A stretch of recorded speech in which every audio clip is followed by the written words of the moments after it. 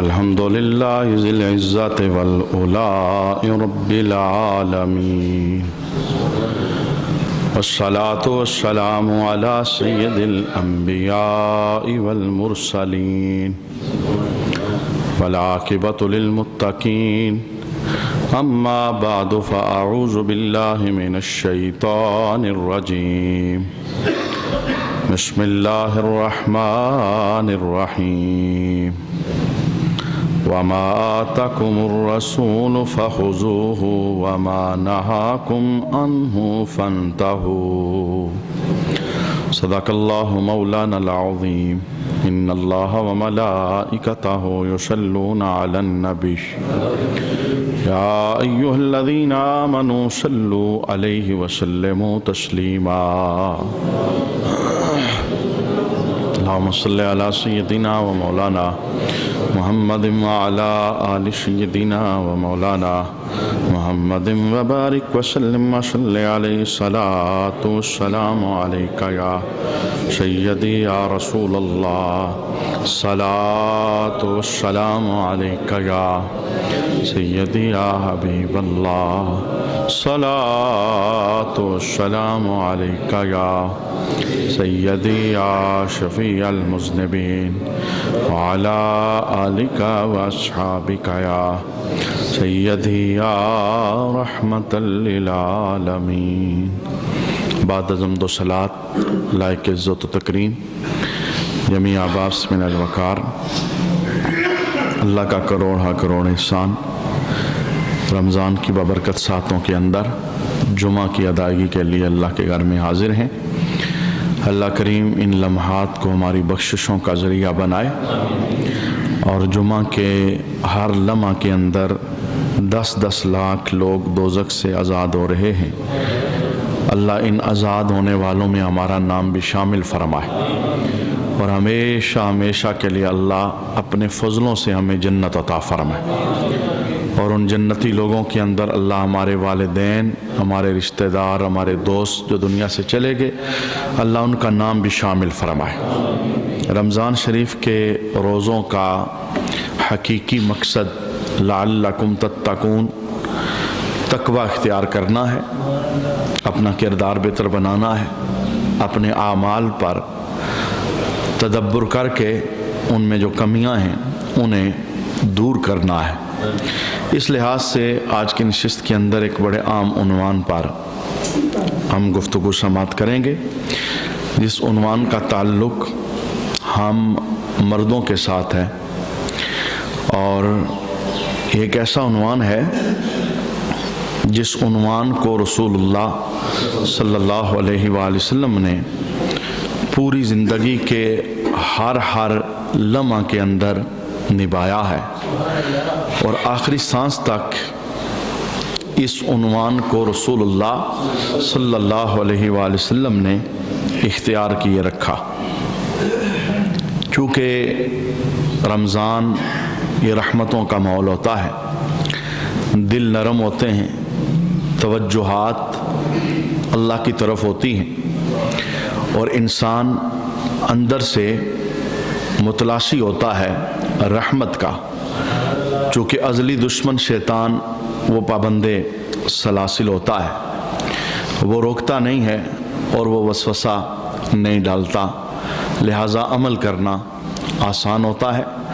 اللہ کریم جس عنوان پر آج ہم گفتگو سننے کا ارادہ کرتے ہیں، اللہ اسے زندگی کے اندر جگہ دینے کی توفیق عطا فرمائے۔ رب کائنات نے شیطان کے حملوں کو قرآن حکیم کے اندر مختلف مقامات پر بیان کیا۔ ان میں سے ایک حملہ شیطان کا جسے سورہ نساء کی آیت نمبر 119 کے اندر رب کائنات نے بیان فرمایا۔ شیطان اللہ کے دربار سے نکل رہا تھا، جہاں یہ اللہ کے دربار میں یہ چیلنج کر رہا تھا کہ ما دامت ارواحہم فی اجسادہم، کہ اے اللہ جب تک روحیں تیرے بندوں کے جسم میں رہیں گی میں انہیں گمراہ کرتا رہوں گا اور میں انہیں ہدایت سے روکتا رہوں گا اور میں انہیں سیدھی راہ बुलाता रहूँगा। और अल्लाह ने हम सब के साथ मोहब्बत का इज़हार करते हुए शैतान को जवाब दिया था कि ऐ शैतान, जब तक रूहें मेरे बंदों के जिस्म में हैं तो इन्हें गुमराह करता रहेगा, और जब तक बंदे माफ़ी मांगते रहेंगे मैं इन्हें माफ़ फरमाता रहूँगा। तो ये अल्लाह का एक रहमत मुआब ऐलान है। उसने आखिरी सांस से पहले तक ये दरवाज़ा खुला रखा है माफ़ी का, तौबा का। इंसान शैतान के पीछे चल के अगर गुमराह हो गया है और अब वो पलटना चाहता है, कोई किसी किस्म का रब्बे कायनात ने एलिगेशन, एतराज़ नहीं रखा कि अब तू इस उम्र में आया है तो मैं तुम्हें कैसे कबूल करूं। अल्लाह कहता है बंदे देर तेरी तरफ से है, तू कदम बढ़ा, मेरी 10 रहमतें तेरा इस्तेकबाल करने लग जाएं। तो शैतान बंदों को गुमराह करता है। जो इसने चैलेंज किया, तो इसके गुमराह करने के मुख्तलिफ अंदाज हैं। उनमें से एक अंदाज जो सूरह निसा की आयत नंबर 119 के अंदर बयान हुआ, रब्बे कायनात ने इरशाद फरमाया कि शैतान मेरे दरबार से निकलते हुए उसने ये चैलेंज किया, क्या वला आमुरन्नहुम फला युगय्यिरुन्न खल्क़ल्लाह, अलबत्ता ज़रूर उन्हें हुक्म दूंगा कि अल्लाह की बनाई हुई सूरतें बदलें, अल्लाह की तख्लीक को बदल डालें। शैतान ने अल्लाह के दरबार से निकलते हुए ये चैलेंज किया कि मैं इन्हें हुक्म दूंगा और मैं इनके दिलों के अंदर डालूंगा, मैं इनका ज़हन बनाऊंगा, ज़हन साजी करूंगा कि वो अल्लाह की बनाई हुई सूरतों को बदल दें, अल्लाह की तख्लीक को बदल दें। इमाम कुर्तुबी ने तफसीर कुर्तुबी के अंदर इस आयत की तफसीर करते हुए इरशाद फरमाया कि अल्लाह की दी हुई सूरतों को बदलने का क्या माना है, अल्लाह की तख्लीक को बदलने का क्या माना है। और भी मानी आपने बयान फरमाए। उनमें से एक माना जो आज हमारा टॉपिक है, हमारा उन्वान है, जिस पर आज हम गुफ्तगू समात करेंगे। इमाम कुर्तुबी कहते हैं कि शैतान ये इंसान की जो सूरत है इसे बदलने की कोशिश करता है, तख्लीक बदलने की कोशिश करता है। तो इसका एक माना इमाम कुर्तुबी ने यह बयान फरमाया कि अल्लाह करीम ने इंसान को यानी मर्द को जिस आदत और फितरत पर पैदा किया है, जिस जबिल्लत पर पैदा किया है, तो शैतान उस जबिल्लत को बदल देगा, उस फितरत को बदल देगा। इंसान किस फितरत पर पैदा हुआ है और किस जबिल्लत पर पैदा हुआ है, ये हदीस शरीफ हज़रत अब्दुल्लाह बिन ज़ुबैर रज़ियल्लाहु ताला अन्हो अम्मा आयशा सदीका रज़ियल्लाहु ताला अन्हा से रिवायत करते हैं कि मुस्लिम शरीफ की हदीस है, नबी करीम अलैहिस्सलाम ने इरशाद फरमाया अशरुम मिनल फितरा, कि 10 चीज़ें फितरत से, फितरत का माना है आदत से, जबिल्लत से, सुन्नत से। हर नबी इन 10 चीज़ों को अपनी ज़िंदगी के अंदर वो इख्तियार करता रहा। ये इंसान की फितरत है, ये बदल नहीं सकती और इसे बदला नहीं जा सकता। ये इंसान की जबिल्लत है और इसे तब्दील नहीं किया जा सकता। लेकिन शैतान ने रब के दरबार के अंदर चैलेंज किया था, वला आमुरन्नहुम फला युगय्यिरुन्न खल्क़ल्लाह, अलबत्ता ज़रूर उन्हें हुक्म दूंगा कि अल्लाह की बनाई हुई सूरतें बदलें, मैं तख्लीक़े खुदाबंदी को तब्दील कर दूंगा, मैं इनकी जबिल्लत बदल दूंगा, मैं इनकी आदत बदल दूंगा, वो चीज़ जो रब ने इनकी फितरत बनाई है मैं उसे तब्दील कर दूंगा। तो मुस्लिम शरीफ की हदीस के अंदर है, इंसान की फितरत के अंदर जो 10 चीज़ें हैं उनमें से एक चीज़ है, वो क्या, कस्सु शारिब, मूछों को पस्त करना, व इफ़ाउल लिह्या, दाढ़ी को बढ़ाना। ये जो दाढ़ी है ये इंसान की जबिल्लत है, ये मर्द की फितरत है। ये रब्बे कायनात ने मर्द को दाढ़ी का जेवर अता फरमाया है। तो ये दाढ़ी ही से हुस्न वाला लगता है, ये दाढ़ी ही से सोना लगता है, ये दाढ़ी ही से अपनी मर्दानगी पर कायम और दायम रहता है। तो शैतान ने अल्लाह के दरबार के अंदर ये चैलेंज किया कि ऐ रब्बे कायनात, मैं इनकी सूरतें बदलूंगा, तूने इन्हें जिस जबिल्लत पर पैदा किया है मैं बदल दूंगा। इनकी जबिल्लत ये थी कि ये दाढ़ियों को मुआफ करते, यानी दाढ़ियां बढ़ाते, मैं इनकी जबिल्लत बदलूंगा, मैं दाढ़ियां मुंडवा दूंगा। इनकी जबिल्लत ये थी कि ये मूछों को पस्त करते, تو میں ان کی جبلت کو تبدیل کر دوں گا، میں مونچھیں ان کی بڑھا دوں گا۔ تو یہ شیطان انسان کی صورتوں کو اس انداز کے اندر بدلتا ہے، اور اس نے یہ چیلنج کیا ہے، اور اس چیلنج پر اس وقت مسلمانوں کی ایک اکثریت ہے جس کے اوپر انسان پر شیطان قبضہ جما چکا ہے۔ پہلے اس کا حکم سماعت کر لیں، میں گفتگو کو آگے بڑھاؤں گا۔ عزت کیا ہے اور ذلت کیا ہے، میں شریعت کے دائرے کے اندر رہتے ہوئے یہ بات بھی آپ کو سمجھانے کی کوشش کروں گا۔ میرا ارادہ کسی کو ہٹ کرنا نہیں ہے، میرا ارادہ مذہب کی ذمہ داری پوری کرنا ہے، منبر کا پیغام پہنچانا ہے، رسول اللہ صلی اللہ علیہ وسلم کے سامنے شرمندگی سے بچانا ہے۔ آپ دامن پھیلا کے اللہ کے دربار میں دعا کریں کہ اے اللہ، شیطان جو روکتا ہے وہ تو قید ہے، اب ہم جب سننے لگے ہیں رمضان کی رحمت چھما چھم برس رہی ہے اور تیری طرف سے معافی کے اعلان ہو رہے ہیں، مولا ہم پلٹنا چاہتے ہیں، تو ہمیں ہمت اور توفیق عطا فرما، تو دیواریں توڑ دے، تو رستے کے اندر لگائے گی رکاوٹوں کو ختم کر دے۔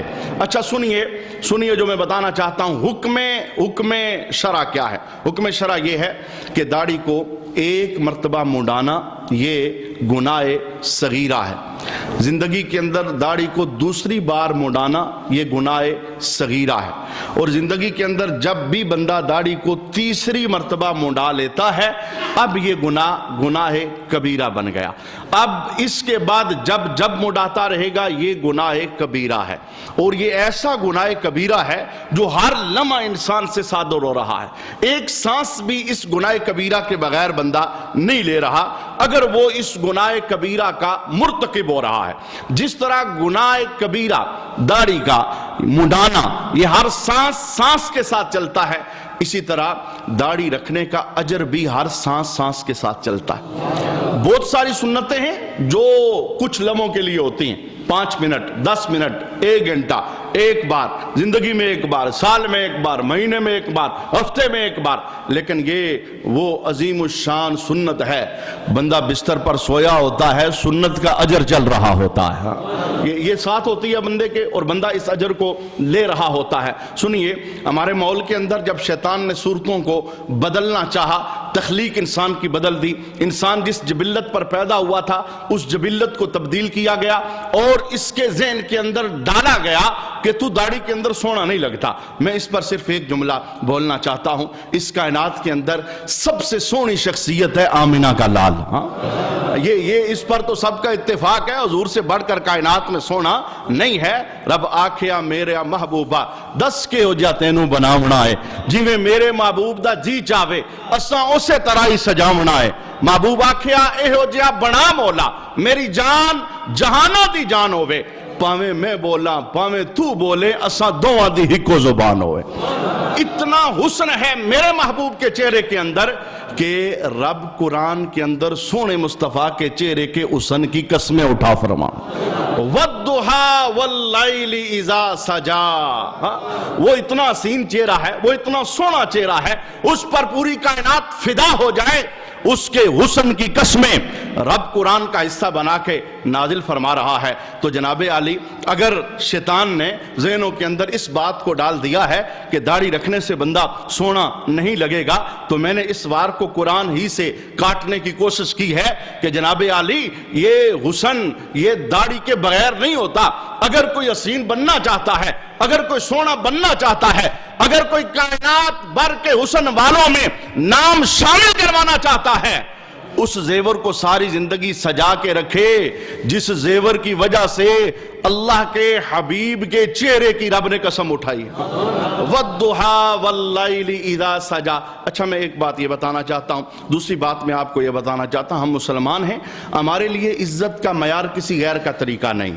داڑھی کو منڈانا یہ ہمارا طریقہ نہیں ہے، یہ حنود کا طریقہ ہے، یہ یہود کا طریقہ ہے، یہ افرنگیوں کا طریقہ ہے، یہ مجوسیوں کا طریقہ ہے، یہ آتش پرستوں کا طریقہ ہے، یہ بد مذہبوں کا طریقہ ہے، یہ یہودیوں کا طریقہ ہے۔ مسلمان کا اس کے ساتھ کوئی تعلق نہیں ہے۔ یہ مصنف ابن شیبہ کے اندر حدیث شریف موجود ہے، ایک مجوسی آیا رسول اللہ صلی اللہ علیہ وآلہ وسلم کے دربار کے اندر، اس نے مونچھیں بڑھائی ہوئی تھی اور اس نے داڑھی کو منڈایا ہوا تھا، تو میرے حبیب نے اسے دیکھا، چونکہ چونکہ یہ انسان کی جبلت نہیں ہے، یہ انسان کی فطرت میں بات نہیں ہے، مرد پیدا ایسے ہوا ہی نہیں ہے، مرد کو رب نے یہ نور دیا ہے، اس کے چہرے پر داڑھی ہونی چاہیے، یہ مردانگی کا ایک اظہار ہوتا ہے۔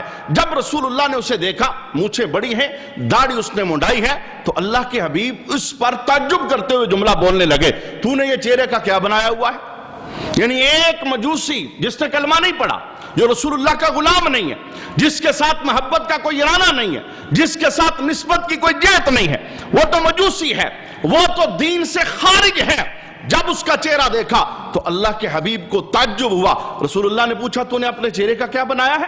تو اس نے آگے سے جواب دیا، کہنے لگا ہمارے دین کا یہ حصہ ہے، ہم مونچھیں بڑھاتے ہیں اور داڑیاں منڈاتے ہیں۔ تو میرے مصطفیٰ کریم علیہ السلام نے اپنا چہرہ انور اس سے پھیرا اور پھیر کے جملہ ارشاد فرمایا، میں محمد جو دین لے کے آیا ہوں، ہمارے دین میں یہ ہے، ہم مونچھیں پست کراتے ہیں اور داڑیوں کو بڑھاتے ہیں۔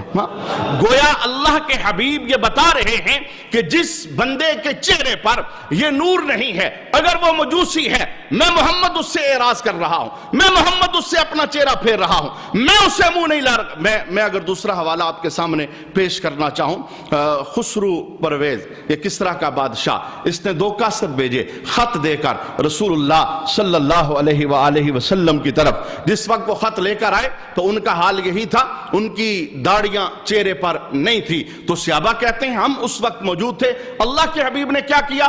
ان سے چہرہ پھیر لیا، حالانکہ وہ مسلمان نہیں، حالانکہ ان کا مذہب کے ساتھ کوئی تعلق نہیں، حالانکہ غلامی کی کوئی نسبت نہیں، حالانکہ رسول اللہ صلی اللہ علیہ وآلہ وسلم کے ساتھ ان کا محبت کا کوئی انداز ہی نہیں ہے۔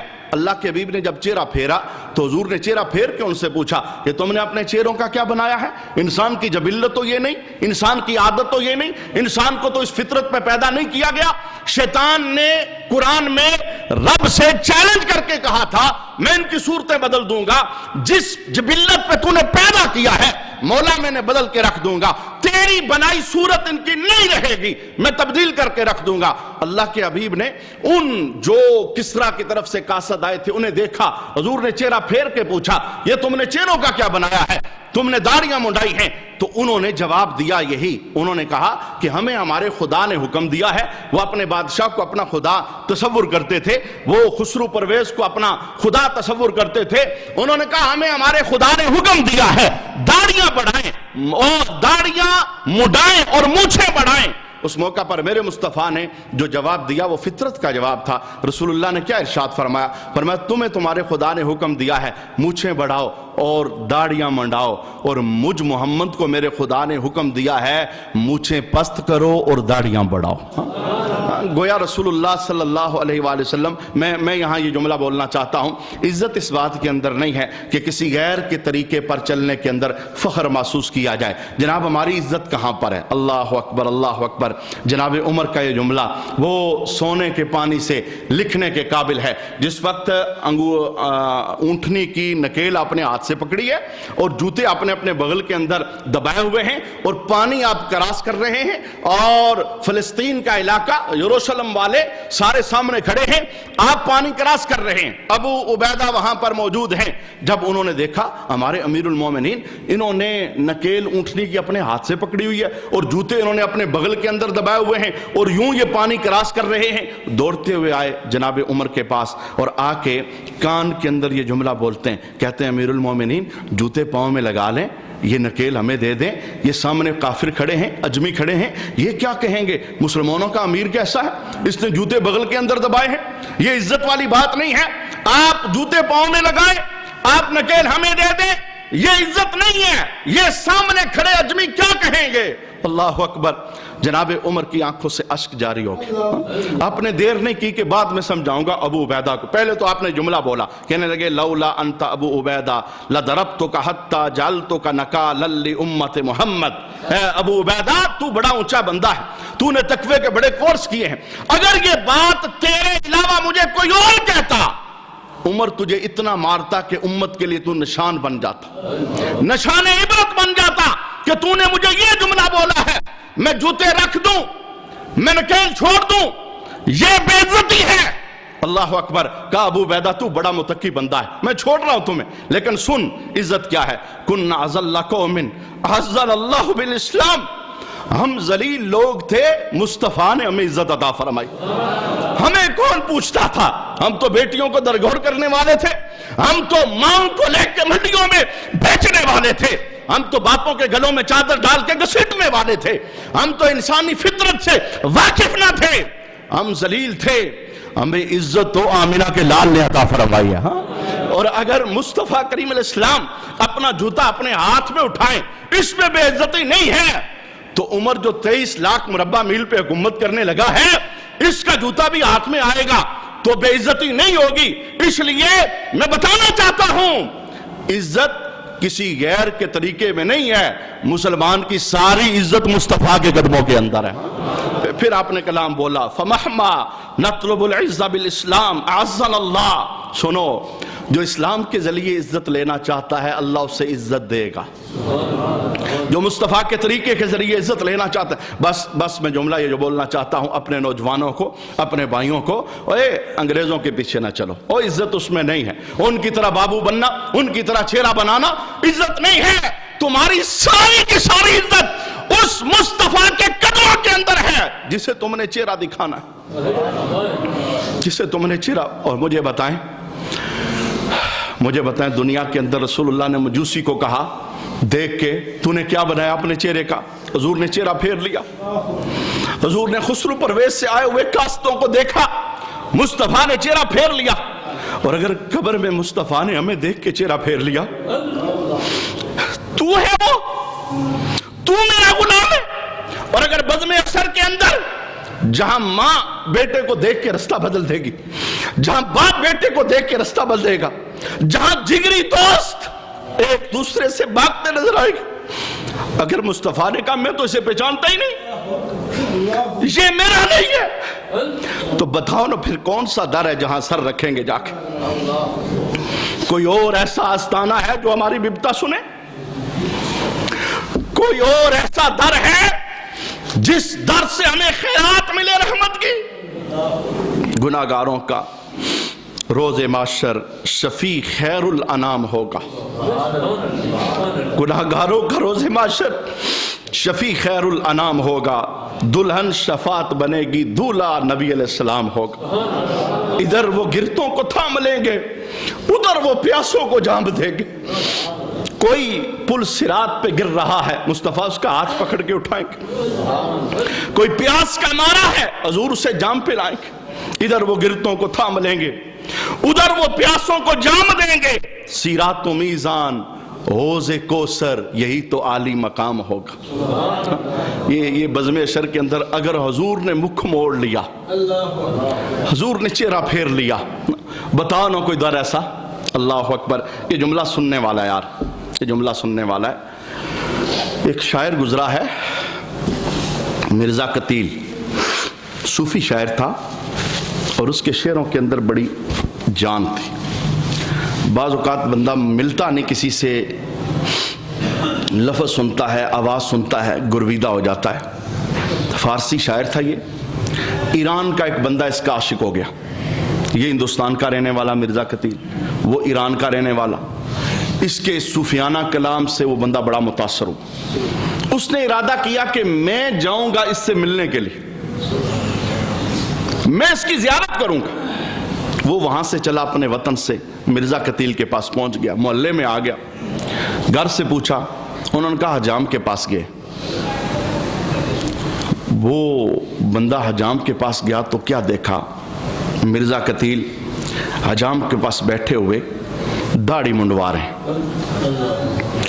تو اس بندے نے جب مرزا پوچھا کون, کہا یہ مرزا قتیل ہیں جو داڑھی منڈوا رہے ہیں. تو اسے بڑا تعجب ہوا, کہا میں نے لفظ تو کچھ اور پڑھے تھے, یہاں مجھے کچھ اور نظر آ رہا ہے. اس نے پوچھا, کہنے لگا آغا ریشمی تراشی, اے شاعر آپ اپنی داڑھی منڈا رہے ہیں. چونکہ مرزا قتیل شاعر تھا اور بڑے غضب کا شاعر تھا, بیٹھے بیٹھے اس نے ایک جملہ بولا, کہنے لگا بلے منہ می تراشم بلے دل کسے نمی تراشم.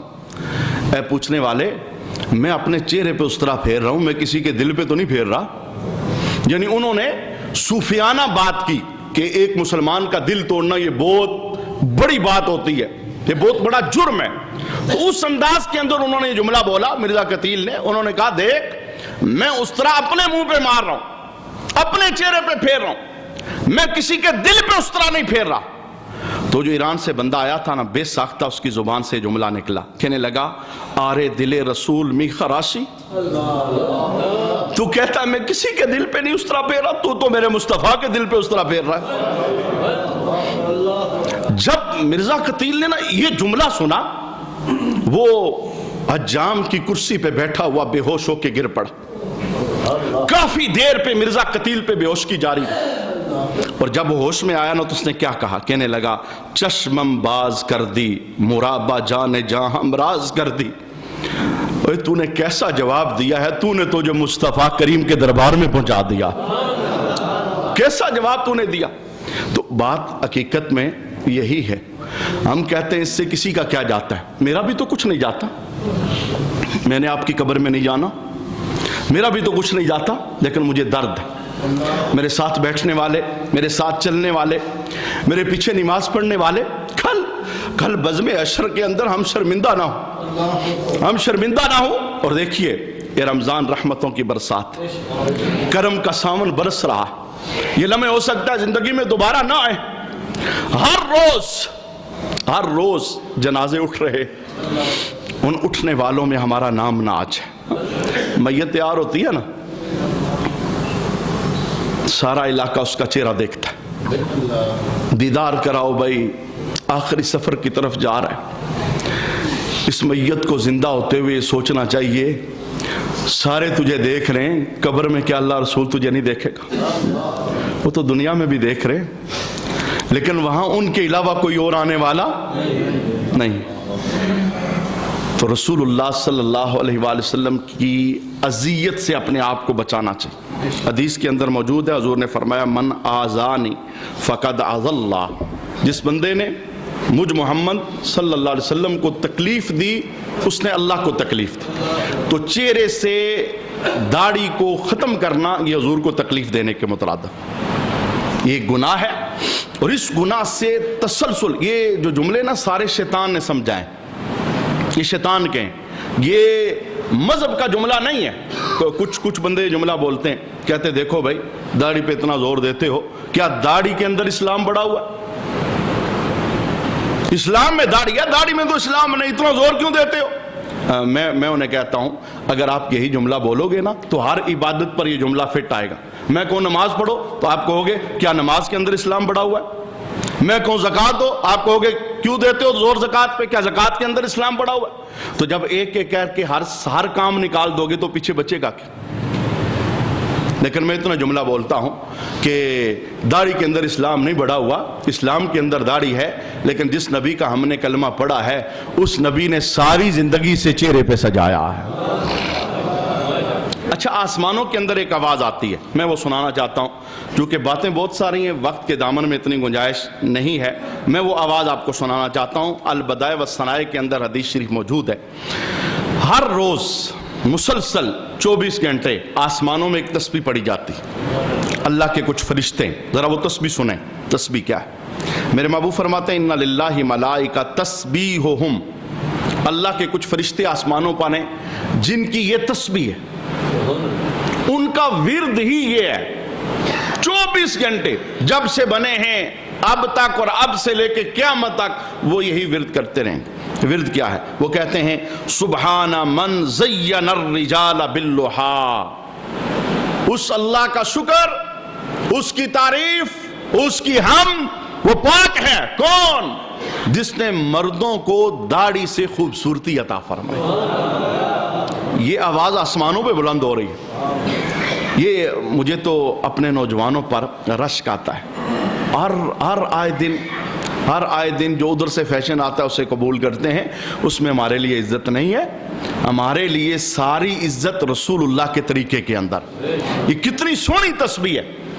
आसमान के फरिश्ते वो हर रोज हर लम्हा सदा लगाते हैं उस अल्लाह का शुक्र जिसने मर्दों को दाढ़ी से खूबसूरती दी, दाढ़ी से हुस्न दिया, तो पता ये चला कि दाढ़ी बदसूरती, बोलिए ना, दाढ़ी बदसूरती ये हुस्न है, इससे बढ़कर कायनात में कोई हुस्न नहीं है। और दूसरा जुमला, वनिसा बिज़्ज़वाइब, उस अल्लाह का शुक्र जिसने औरतों को लंबे बालों से जीनत अता फरमाई।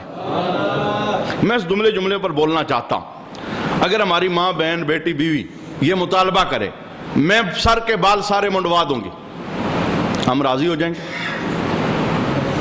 बोलिए ना यार, नहीं। क्यों? हम क्यों राजी नहीं होंगे?